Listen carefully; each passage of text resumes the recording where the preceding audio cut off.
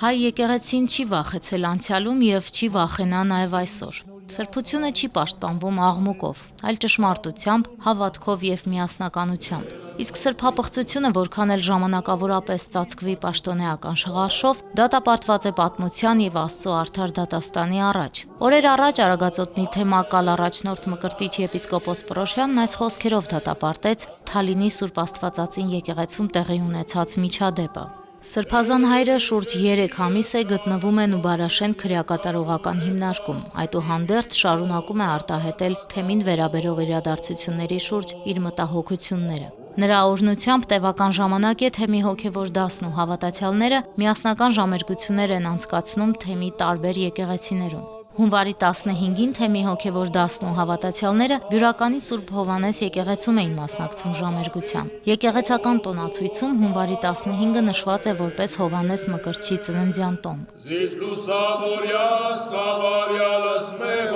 Մեր եկեղեցում Աստվածածնից հետո հաջորդ մեծագույն սուրբը Հովհաննես Մկրտիչն է։ Եկեղեցին տարեկան 4 տոն է սահմանել նրա հիշատակին։ Հովհաննես Մկրտիչը Հիսուսին մկրտեց Հորդանան գետում եւ իլուր բոլորի նրան խոստացված Մեսիա հայտարարեց։ Սուրբ Գրիգոր Լուսավորիչը Հայաստան է բերել Հովհաննես Մկրտչի մասունքները, որոնց վրա կառուցվել են Մշո Սուրբ Կարապետը, Արցախի Գանձասար վանքը, Ոսկեվազի Սուրբ Հովհաննեսը, Օհանավանի Սուրբ Հովանավանքը։ Անդրադառնալով օրվա խորհրդին նշեց Տեր Վրդանես Քահանա Բաղալյանը։ Այսօր նաև գիտեք, ցավալի իրավիճակ ունենք։ Մշո Սուրբ Կարապետը կիսավերված վիճակում է։ Արցախի մեր Գանձասարի վանքը այսօր ադրբեջանական գերության մեջ է։ Ցավոք սրտի նրանց կողքին նաև ունենք այսօր էլ գերության մեջ եղող մեր Օհանավանքում գտնվող Հովանավանքը, որտեղ նույնպես այս վերջի շրջանում օրինական պատարակներ չեն մատուցվել եւ այսօր էլ բախում չլինելու ոստիկանական եւ իրենց հովանավորչությունը վայելող Օհանավանը գերության մեջ պահող այդ ամբողջի այդ բախում չլինելու պատճառով այսօրվա ուխտագնացությունը Օհանավանք չիրականացավ։ Մեր աղոթքն է առ Աստված, որ մի օր եւ Մշո Սուրբ Կարապետում եւ Գանձասարի Սուրբ Հովհաննես Մկրտչում եւ ինչու՞ չէ նաեւ Օհանավանքում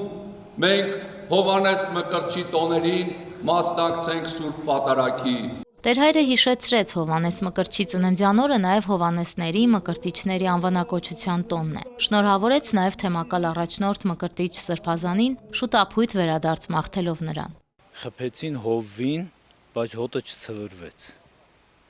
Ինչու, որովհետև հովիվը իր ամբողջ ծառայության ընթացքում կարողացավ Աստծո խոսքը այնպես ներմուծել մեր կյանքից ներս, իրեն վստահված հոտին այնպես հովվեց, որ երբ որ իրեն հարվածեցին, հոտը մնաց ամուր։ Դա նշանակում է, որ այն, այսպես ասած, հոգևոր դաստիարակությունը, որ մեր թեմի առաջնորդը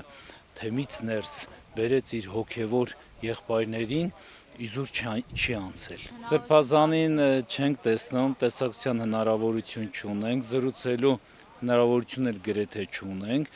բայց միշտ մեր սերը, կարոտը եւ հավատարմությունը հանդեպ Մայր եկեղեցու մենք միշտ փոխանցում ենք Սրբազանին եւ Սրբազանից վերցնում ենք այն օրհնությունները, որ միշտ հերավոր բանտից մեզ է ուղարկում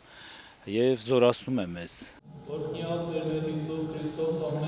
Ներկաներն աղոթեցին Մկրտիչ, Բագրատ, Միքայել, Արշակ Սրբազանների, տնային կալանքում գտնվող Գարեգին Քահանայի, բարերար Սամվել Կարապետյանի, ապօրինի անազատության եւ գերության մեջ գտնվող հայրենիների համար։ Տերհայրը հավատացյալներին հրավիրեց հունվարի 22-ին ժամը 19:00-ին միասնական ժամերգության մասնակցել Ապարանի տարածաշրջանի Արագած գյուղի Սուրբ Աստվածածին եկեղեցում։ Ժամերգության ավարտին հնչեց հայրապետական մաղթերգը, հավատացյալների աղոթքները Հայոց Հայրապետի կենաց արևշատության եւ մեր եկեղեցու անսասանության համար էին։ Հիշեցնենք, օրերս Արագածոտնի թեմի բոլոր քահանաներն ի թիվս հարյուրավոր քահանաների սոցհարթակներում եւս մեկ անգամ իրենց հավատարմությունը, անմնացորդ սերն ու նվիրումը հայտնեցին Մայրաթոր Սուրբ Էջմիածնին եւ եկեղեցու ազգընտիր հայրապետին։ Համբերությունը կյանք է, ասում է ժողովրդական իմաստությունը, հետևաբար պետք է համբերատար աղոթքով, չհուսահատվելով հաղթահարել այս բոլոր դժվարությունները եւ ի վերջո ճշմարտությունը կհաղթահանակի, որտեւ Քրիստոս մեզ է, մեզ հետ է, եթե Աստված մեզ հետ է, ուրեմն հաղթանակը անպայման մեր կողմը կլինի, ուղղակի սա մի փորձության շրջան է, որ մենք պետք է պատվով հաղթահարենք։ Մայրաթոր Սուրբ Էջմիածինը Աստվածահաստատ եւ Աստվածահիմն կառույց է, որի եւ հիմքն է Աստված, եւ գլուխն է Աստված։ Մենք մարմինն ենք, անդամներն ենք այդ մարմնի, որ կազմում է եկեղեցի։ Բնականաբար Աստված հաղթելու է։ Իրենք արդեն պարտվել են, դա իրենց ամոթն է։ Եվ լսում եմ, որ ինչ որ պատրաստվում են մի նոր արշավի Մայրաթորի վրա, զարմանք եմ ապրում, ընդամենը 15 օր առաջ, մի ամիս առաջ, 3 ամիս առաջ Մայրաթորը իրենց համար Մայրաթոր Սուրբ Էջմիածին էր,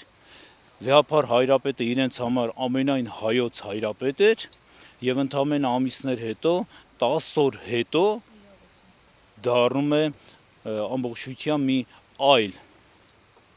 իրականություն իրենց համար, հա, եւ պատրաստվում են մի նոր արշավի Մայրաթորի վրա։ Մայրաթորը միշտ պաշտպանված է իր հավատարիմներով ու իր նվիրյալներով, ու մենք միշտ կանգնած ենք Մայրաթորի ոչ թե կողքին, այլ Մայրաթորի ներսում, սրտում, հոգում։